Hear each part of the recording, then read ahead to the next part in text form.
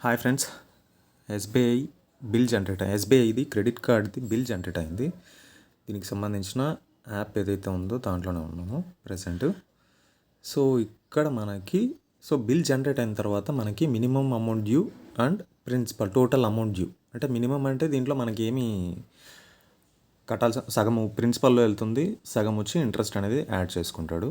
But కానీ నేను తీసుకొని 1 month ఏమో అయింది అంతే. కానీ ఇక్కడ నేను స్పెండ్ చేసింది చూడు, యాన్యువల్ ఫీ అనే ఛార్జెస్ అనేది వీడు వేశాడు.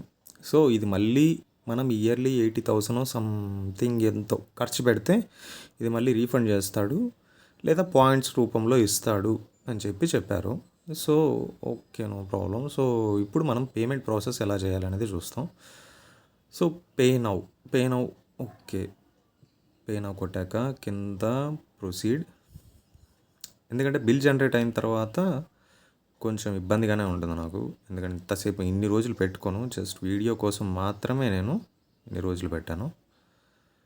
ఎందుకంటే అప్పుడు కొంచెం అయినా పే చేస్తాను, లేదా ఉన్నట్లు అయినా పే చేస్తాను నేను. సో ఇప్పుడు టోటల్ అమౌంట్ డ్యూ. ఓకే, ఈ ఆప్షన్ ఇక్కడ కావాలంటే లేదు, దీంట్లో కొంచెం మాత్రమే పే చేయగలుగుతామంటే సో మినిమం సెలెక్ట్ చేసుకోవచ్చు, టోటల్ అమౌంట్ అనేది టోటల్ సెలెక్ట్ చేసుకోవచ్చు.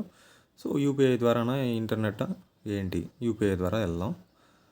So proceed to pay.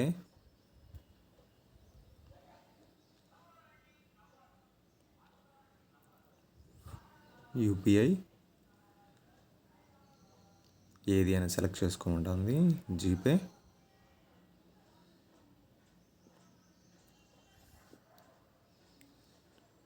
So ఇక్కడ మనకి చూపించింది.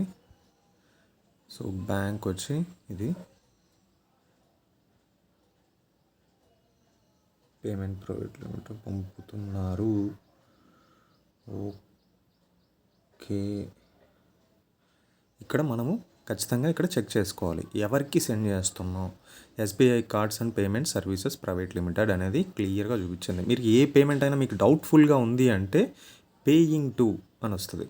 సో డిఎంఐ ఫైనాన్సు, లేదా నావీ ఫైనాన్సు, లేదా ఐడిఎఫ్సి, ఇది ఏదైనా సరే యూపీఐ ఐడి ప్రాసెస్ ఏదైనా యూజ్ చేయండి. బట్ కానీ UPI ID pin and UPI pin number enter చేసేటప్పుడు మనకి ఇక్కడ పేయింగ్ టు అని వస్తుంది. సో అదొక్కసారి చెక్ చేసుకొని మనము పేమెంట్ అనేది చెయ్యాలి. So done. ఓకే, పేమెంట్ అయిపోయింది,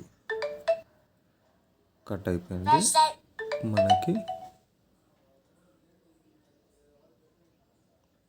థ్యాంక్ యూ, సక్సెస్ కూడా అయిపోయింది. So exit.